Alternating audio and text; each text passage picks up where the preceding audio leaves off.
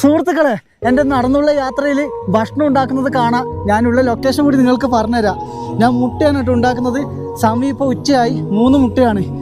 ഞാനുള്ളത് ട്രാൻസ് ഹിമാലയ റേഞ്ചിലാണ്. അതായത് ഇന്ത്യ ചൈന ബോർഡറിനടുത്ത് സ്ഥിതി ചെയ്യുന്ന നാക്കോ എന്ന് പറഞ്ഞൊരു ഗ്രാമമാണ് കേട്ടോ നിങ്ങൾ കാണുന്നത്. ആ ഗ്രാമത്തിന് മുകളിലൊരു പർവ്വതത്തിലാണ് ഞാനുള്ളത്.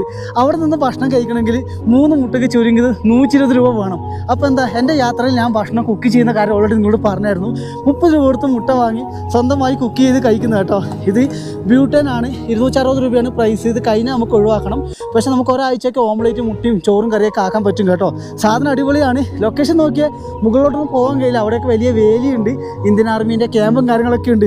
സ്ഥലങ്ങൾ കണ്ടോ? അതായത് യാത്ര ചെയ്യാൻ ആഗ്രഹമുണ്ടെങ്കിൽ യാത്രകൾ ചെയ്യണം. നമ്മളെ കൊണ്ടൊന്നും ആവില്ല എന്ന് ചിന്തിക്കാതെ എന്നെ കൊണ്ട് മാത്രമേ ഇതൊക്കെ സാധിക്കുള്ളൂ എന്ന് ചിന്തിച്ചുകൊണ്ട് യാത്രകൾ ചെയ്യുക.